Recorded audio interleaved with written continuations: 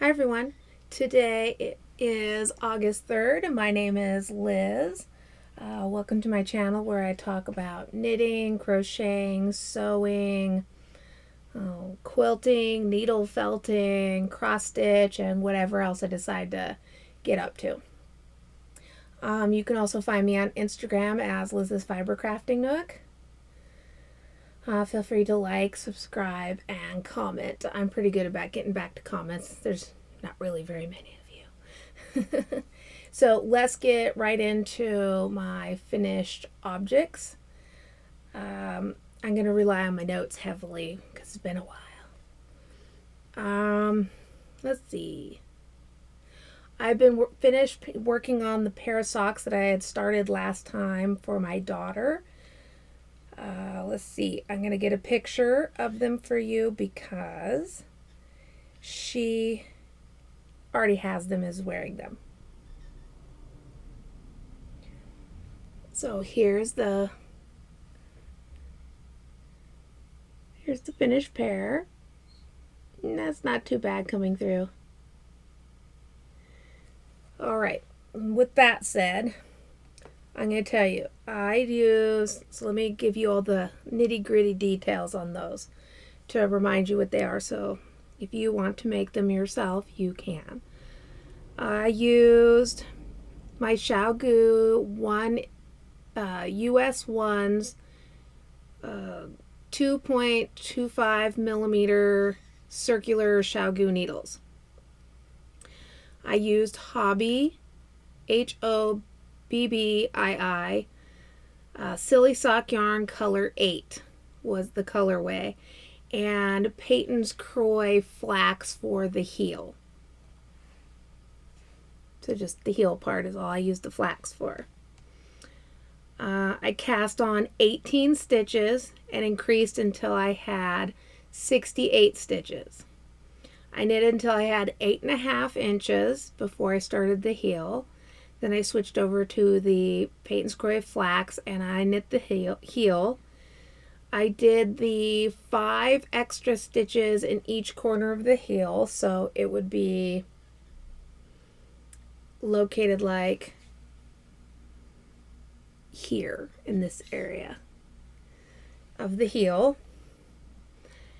Then I decreased 2 stitches every other round until I was back to the 68 stitches in the round.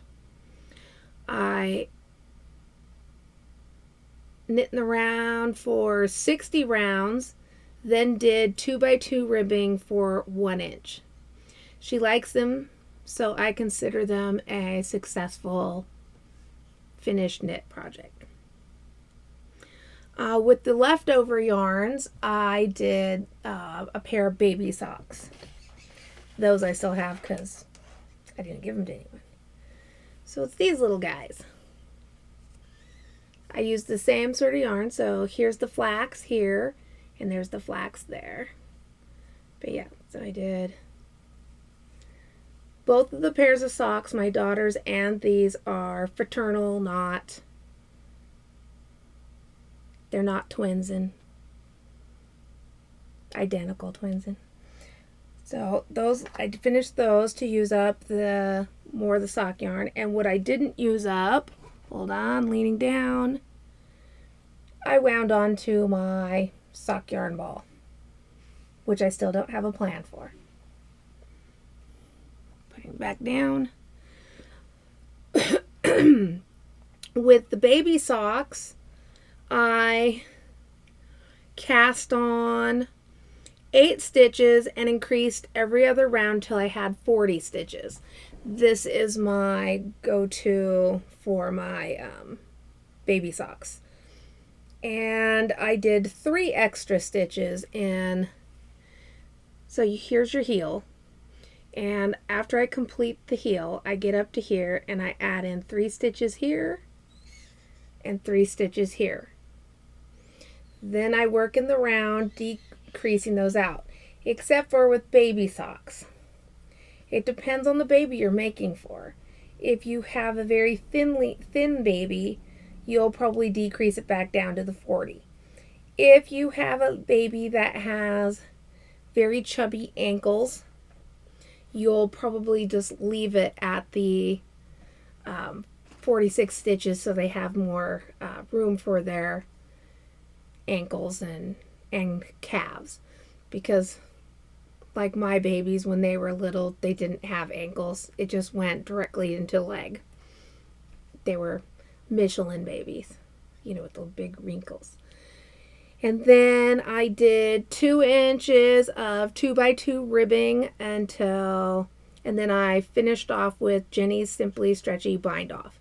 That's pretty much the bind off I use for all of my socks, because I do toe up on all my socks so far. One day, maybe I'll try a cuff down, but for now, I just like the no thinking part of that. The heel I used for both of them was the Shadow Wrap heel, and you can find a good tutorial on that on Earth Tone Girls channel. It was a good one. And let's see. And that is pretty much it for my finished objects. Then let's head into work in progress. I started, last time I talked to you about the cross-stitch mushroom patterns that I had purchased, and that I was going to try to get all the materials together to start that. I did. And because I haven't seen you guys in 3 months, I not only got it all together, I started it and got a good ways. So let me reach over here to grab it. So let's see. I ended up with the mushroom tower. It's called the Tower of Life 2 by the Stitchy Wonders of Etsy. So you can go get this pattern on Etsy. This one is 136,880 stitches. Like I said, the last time we spoke, I was trying to gather materials and stuff. And now I understand what they call them. They call themselves floss tubers here on YouTube and stuff. But people who cross stitch, they refer to things as confetti hell. And I now know what confetti hell means. Pretty much your stitches are like, you'll have a color, and it'll be like, here's a stitch here, and then there's a stitch over there, and there's a stitch over there, and there's a stitch over there, and they're not in groups together. It goes so much faster if you just like, I need to do these 3, 4, 5, or 6 stitches in this block in this color, and then move on to the next color. But no, it's, I need to count over here and put one there, and I need to count down there and put one there. But the overall picture looks pretty good. And I haven't found that I'm minding it. I just realized that it makes you much slower when cross-stitching, so it doesn't come along quite as fast. Okay. Let's talk about Liz's failure to figure out the proper measurements of the fabric I needed for this particular project. Not really still sure exactly what went wrong. I went by, the pattern measured it in centimeters. Okay. I'm going to be on my iPad here, and I'm going to take you to my Goodreaders where my pattern is. And first, I should probably show you. I'm not taking it out of the hoop, so here is all the progress I made. This over here is page 1. I left a little marker right here, right there, and right there. Those represent my pages and stuff. So this right here is the beginning of page 2. So this is page 2 here. Page 1 is solidly completed. Page 2 is if I was to make a guesstimation of the percentage of completeness, I would say it's 90% complete. Page 3 is probably 85-ish% complete, and so on and so forth as I get over. All right, so that's what I got going on right now. So you can see the mushrooms forming and the different flowers, things like that. All right, I'm going to put this down for just a second. I'll try to explain to you what I did, and I still don't know exactly what went wrong. But I'm working it out, and it'll be fine. All right. So, it said if you were doing... It gave measurements of how many centimeters this thing would be wide and tall based on your stitch count. So 16 count would have been 75 centimeters wide by 46 centimeters. Wait a minute, that's opposite. 75 centimeters tall by 46 centimeters wide. 18 count would have been 67 centimeters tall and 41 centimeters wide. And 20 count would have been 60 centimeters tall by 37 centimeters wide. Well, I have 16 count. In linen, it's double. It says in linen, it told me it was a 32 count is equivalent to a 16 count, because I'm using linen and I've never used linen before. I've only ever used Aida, counted cross stitch, and I've only used 14 count in that in the past. I'm not like a super experienced cross stitcher, and I took a 20 years hiatus from it, so I'll give myself a little leeway here.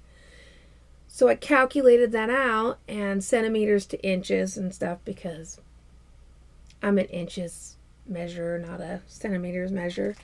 And I'd worked that out to be, now I can't remember, I didn't write it down. And it doesn't matter now because the measurements weren't correct. So let me get on my phone real quick, and I'll work it out with you in real time here. Okay. Centimeters.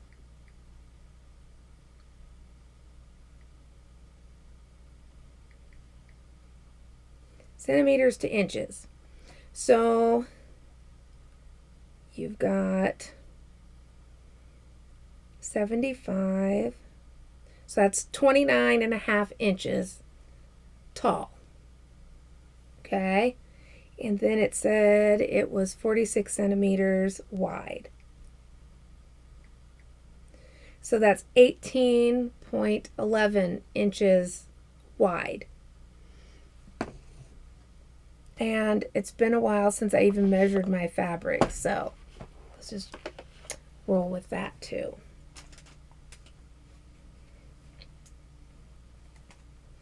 Get out the trusty tape measure. All right. Anyways, my fabric is just a hair over 17 inches wide. And for some reason, I had told myself that the fabric was going to need to be 15 inches wide. That's still not appropriate to what we just talked about just now. However, that is not correct either, because the pattern has, okay, let's see, let me get to my spot, and then I'll tell you. Sorry, I couldn't figure out a way to be more prepared for this particular explanation.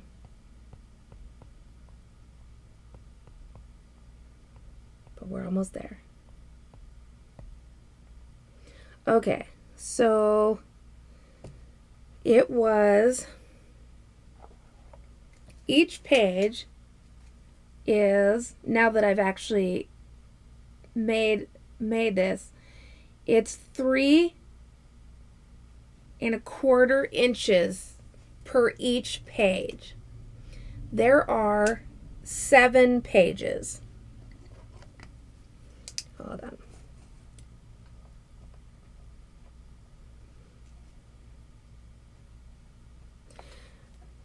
So this pattern told me in centimeters that it was going to be a little over 18 inches. So even if I had calculated the 18 inches, this pattern's ending up being more like, with my count, 21. I'm not calculating very well right now, but it would still be well over 22 inches wide. So I'd have to have had a piece of fabric that was not only 22 inches wide, I would need to have a good 1.5 inches on each side so that I have fabric to work with. And so that would have put me at a good 25 to 26 inch wide piece of fabric. I have a 17-inch wide piece of fabric. And until I started working across the bottoms of each of these pages and figuring out the actual inches of actual work stitches, that's when I realized, oh my gosh, I'm going to be a ton of fabric short being able to complete this pattern. But I'd already solidly did one whole page and I was working in the other pages, and I was like, I'm going to sit it down for 2 days. I'm going to think about it and figure out what I want to do. And I want to not start over. So how was I going to still do this pattern but yet fudge it? So here's my explanation for my fudging. Page 1, the very bottom corner, which I just showed you was complete. I'm going to show it to you in Google. The blue is me marking it all out. So that's all complete. That page is all done and it's set where I wanted it to be set. Here's the second page I'm working on. Here's the third page I'm also working on. Fourth page, working on that. Now, here's where it becomes interesting. I have to eliminate half of the 5th page so that I can maximize as much of the pattern on the fabric as possible, but realizing I have 2.5 pages of pattern that I cannot work. There's no fabric to work. So I'm going to show you this. It's only lightly worked, but to match it up with this side, see, it's not straight. I don't know. It's not solid. It is solid up to the border, but it has a unworked flow to it and stuff. Well, I wanted to match that on the other side. So I will have unworked flow. Once I can move the hoop, I will work on this corner more. But yeah, so I have it to where I have cut out sections that are not being worked. And what I did is I figured out what part of the page will fit on my fabric and what part of the page would not easily fit on the fabric. And I blue blotted out that part of the pattern. Okay. Then going up, because this is a tower of life, and going up, I will modify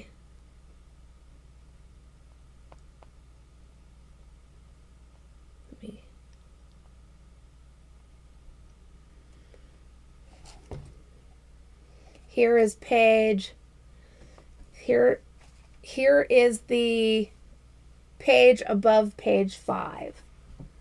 So if you see all the, sorry about the glare, if you see all the blue marked out stuff, that's the part of the pattern I'm not doing. I will have that same, like there's the mushroom pat and it'll go up.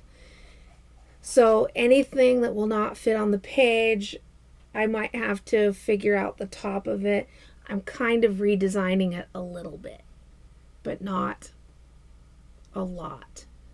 So yeah, I had to modify it by 2.5 pages because the measurement that they gave me for a 16 count was not on gauge for what I have, and I'm not an experienced enough cross stitcher, or I've just not done it for so many years that I didn't even think about it. I just went off of what it said.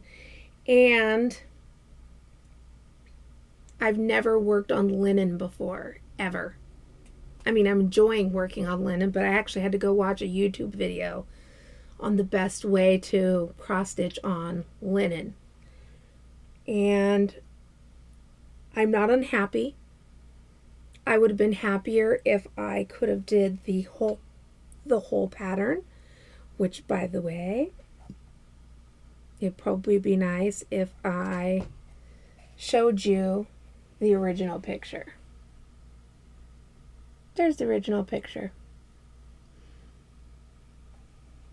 So I have finished this corner right here, and I'm working my way over here, and this right here, where this little mushroom head here is, this is about where I'm stuck at. Like, all of this will be gone.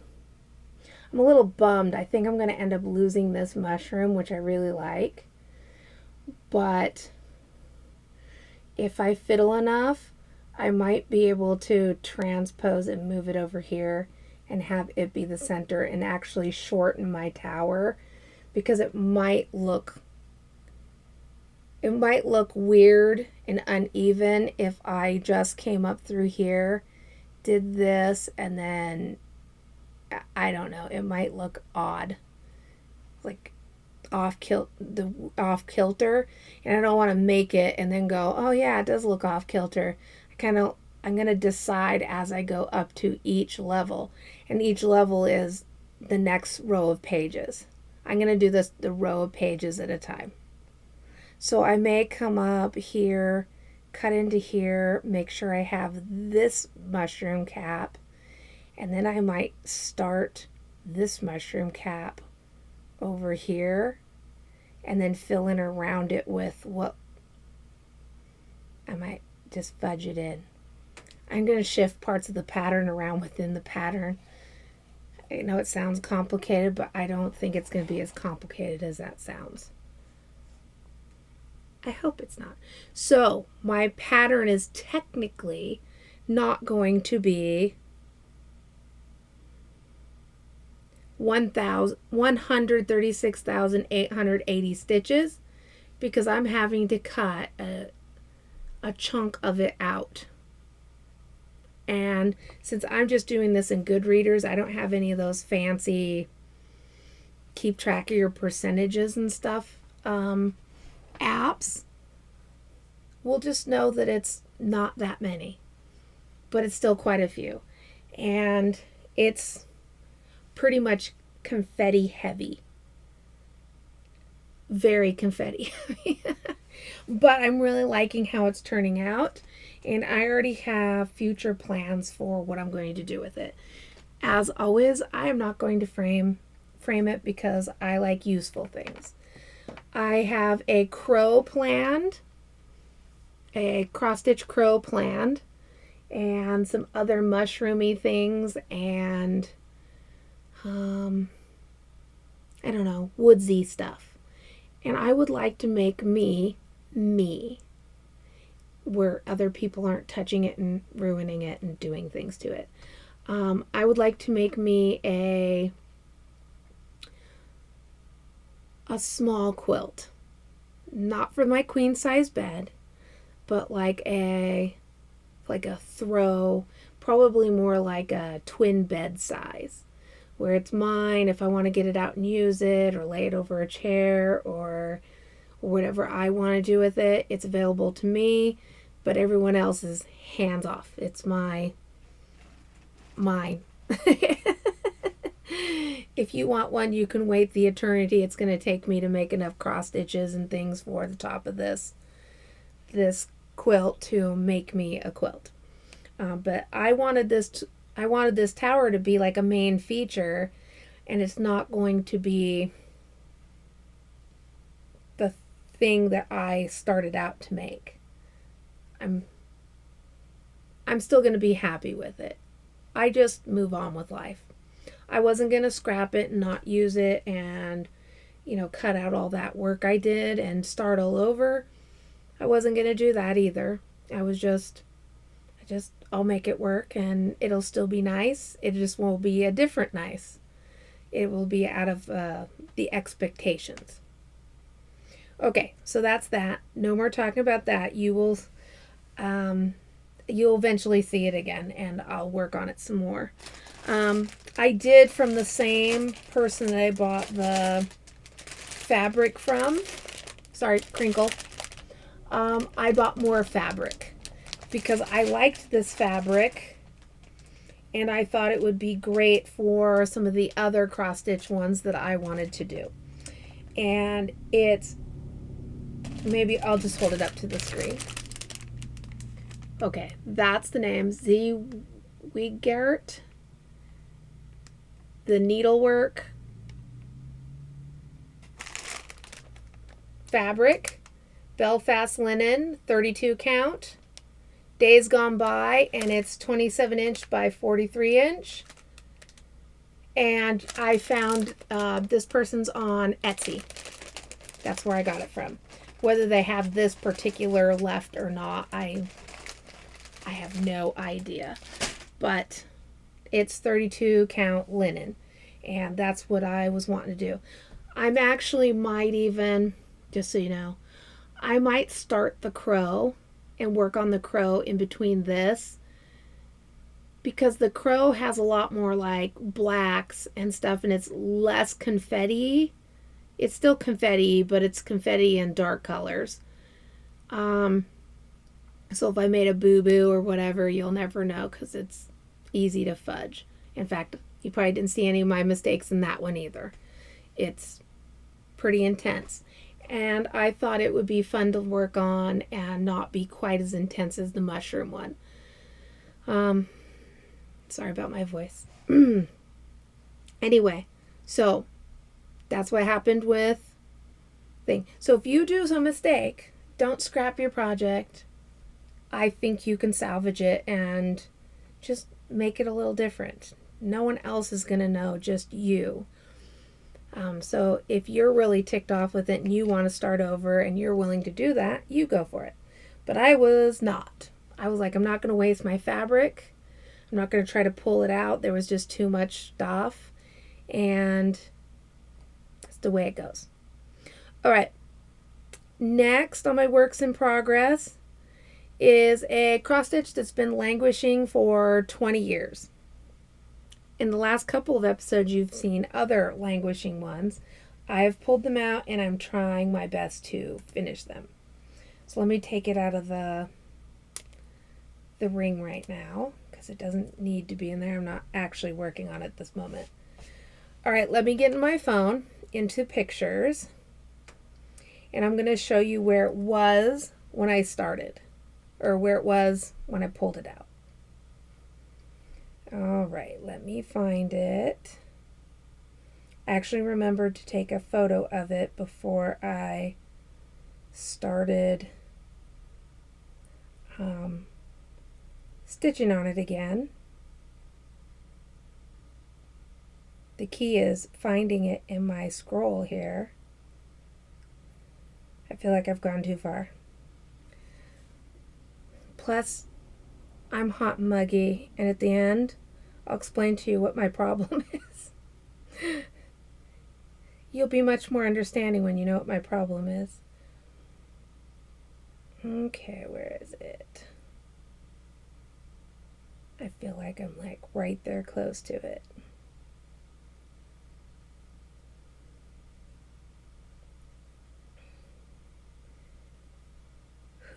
Yeah, because I'm getting overheated.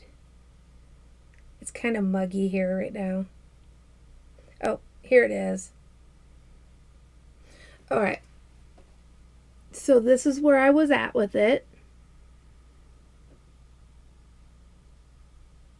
So you can see the dog on the log, the wolf on the log is missing more than everybody else, but the mom, the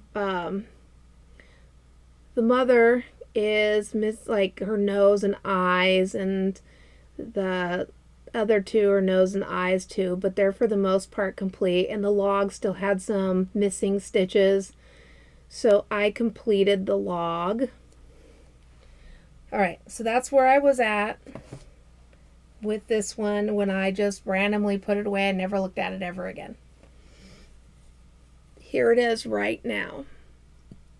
So they are all completed and filled in. And the only thing that's missing is there's some back stitching missing around the tails and the legs here. And I'm not sure, I think a little bit in their faces. That's all the back stitching that's missing. But because I still have to do the background and some of the ground here, you don't want to do the back stitching until after the stitches that are actually joining the animal is done, or your back stitch will disappear into your stitch when you put it in. Now, I've done a modification on this one, and I'll tell you why. Let me grab this. Here is the pattern. Here's the picture. All right. You'll see that the log is flat here. I do not want to do this border. I'm omitting the entire border. So what I did is I tried to emulate the log on this end, and I did some at the log on this end. Let me show it to you again, just so you can see again. See? So it's not flat. And so I blended in and made the log longer and to have a little texture on that. So I will, when I do this, when I do the forest, I will come down over here. I will emulate this side a little bit with the forest on this side a little bit, if that makes sense. And then when I do this ground, I will emulate in, so there'll be some more of this color into the ground here, and so it kind of meets up over here. And same with here, I'll just come out just a little bit so that it doesn't have like sharp, like obviously something's missing lines. So this is a signature series, designs for the needle. Nature's Window, counted cross stitch. It's 14 count, 12 by 16. All right, I have an interesting one for you. I know I have this pattern somewhere, and I know I have all the rest of the threads that go to this and even the border. I can't find it. I know I didn't get rid of it. I know it's somewhere. I don't know where. So I went on eBay and I found they had several of these actually on eBay. So if you want these, even though they're not in print, you can go find yourself one on eBay probably. So I bought an entire new kit just so I could see my pattern, so I could finish the wolves and then finish doing this little bit of tree line and stuff. And it was worth it because when I got it in, my daughter, for her first crowned cross stitch pattern, she is actually doing this. So I gave her the entire kit. I just needed to use the pattern. Sorry, my nose is itchy. I just needed the pattern so I could complete it because I had my threads. Except for I'm missing these threads. I have the gray threads. They were with the actual wool folded up in it. I don't know where I put the colors. It's with the rest of it. But I bought it again. It wasn't super expensive to get again. Just depend on what seller you bought it yours from. I don't remember the price because it was several months ago now. And so I'm going to complete that eventually, probably more like the winter time. I have too many outdoor stuff I need to complete, like my shop.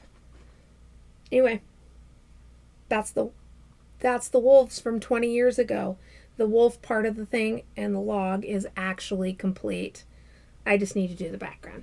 And it's done in tent stitch. And I've never done tent stitch, so I'll see what that rolls out to look like. I started another pair of socks because you always have to have those going.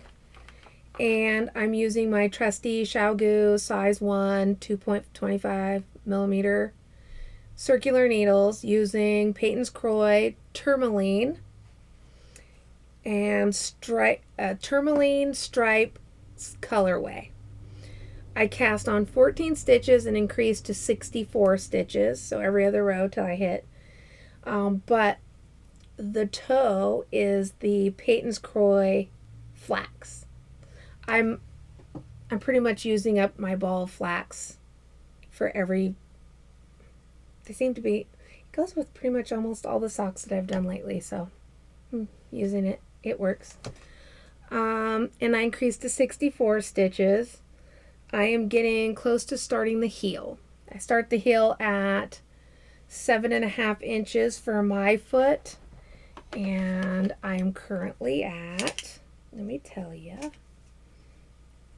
I'm so close. In fact, once I get off of here with you guys, I'm at 6. I have 1 inch left to do, and then I will start the heel with the flat color flax. So yeah, let's see. I'm stuck. Hold on. Yeah. Oh yeah, there's the purple. So yeah, they are not actually completely matching. If you look at them, they're off by a couple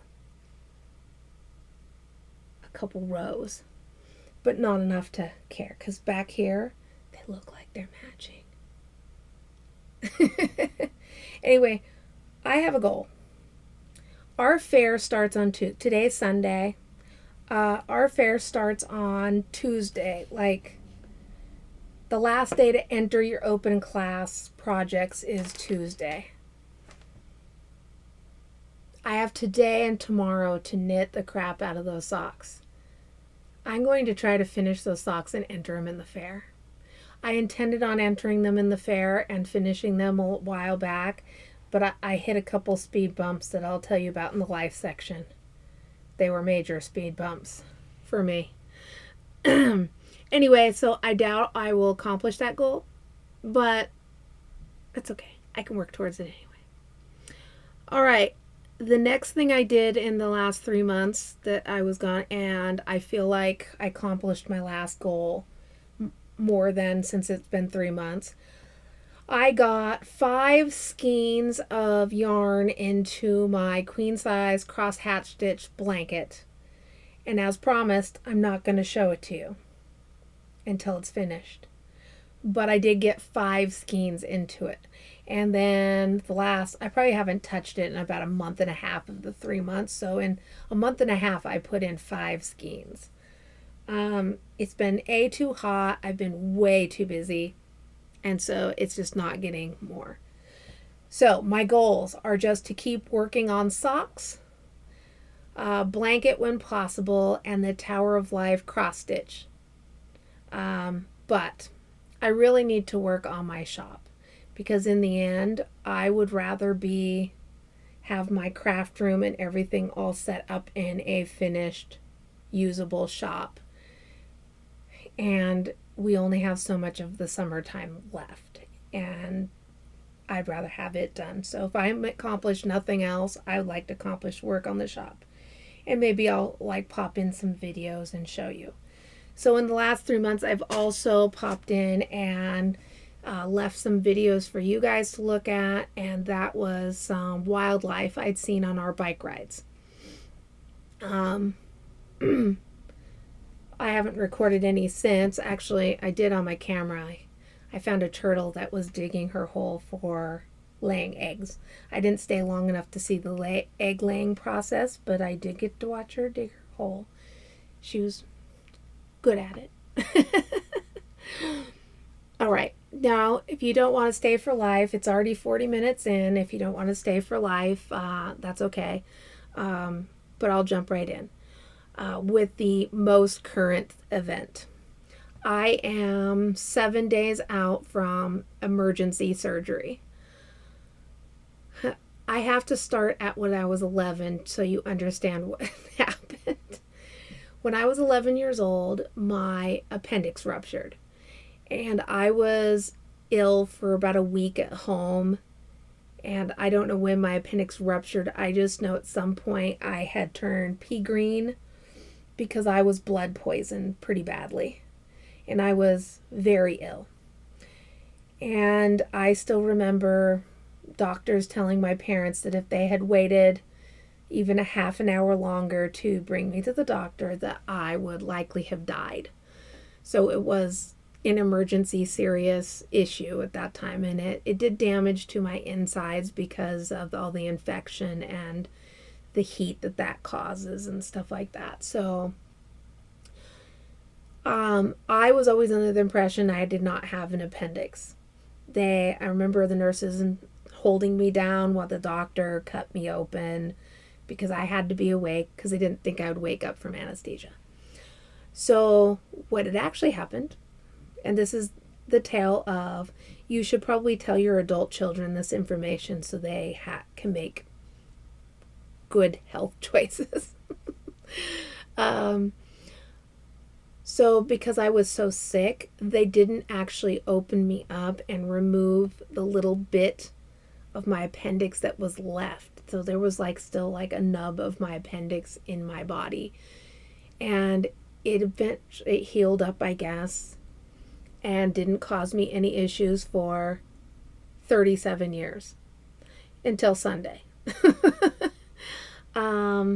Saturday I started feeling badly, and then I got a fever. The fever kind of subsided. I went to bed. I slept fitfully, but by 4 a.m, I hurt worse. And by 6 a.m, I was hurting so bad. I was shaking violently and I could not hardly walk, and I thought I was going to pass out. So I ended up in the emergency room, and lo and behold, Liz has had a second ruptured appendix. None of my nurses or even my doctor has had a person with 2 times a ruptured appendix. I'm lucky that way, I guess. I touched it. Somebody said, go play lottery. I go, I don't think that's backwards of the lottery. I think that's like double losing the lottery or something. But anyway, so I'm still kind of yucky and not well. And that's what delayed me on my socks too.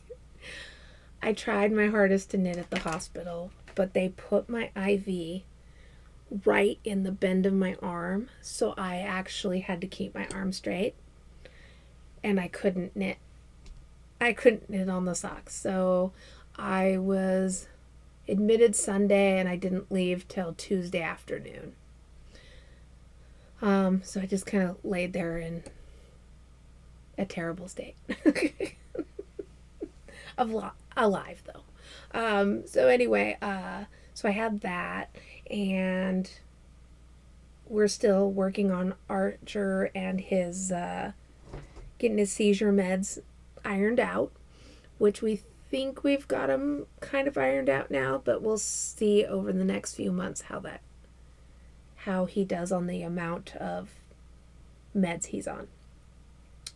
Anyway, so tomorrow I go see my surgeon and see if he likes, because they told me I could possibly, because it's a ruptured appendix, I could form an abscess and have to go back in for another surgery of some sort. Knock on wood, I'm fine. I would hate to have to recover from this twice. I'm just getting now to the point where I'm feeling better, but I'm having a hard time regulating my body heat after the anesthesia. So I feel like I spike fevers, and I've had spiked fevers after, because I'm just not able to bring my... so I have to sit in front of a fan, and I'm the person that's always cold, so that tells you a lot. So this just delays a lot of things I got going on. Plus, for the month of July, I worked 200 volunteer hours for the shelter that I help out, because they're short-staffed and things, so that took up a large chunk of time too. All right, well, that's about it. I should be fine, and hopefully I will record much sooner than 3 months. But I told you guys, when I hit summertime, it's you hit the ground running and hope you can get everything done before the weather turns bad again. And that's where we're at with that. So, all right. Well, great seeing ya. You guys have a great week. We're going into fair week, and maybe I'll have something to put in it. Maybe I won't. I like to participate, but when you can't, you can't. Next year. All right. See ya.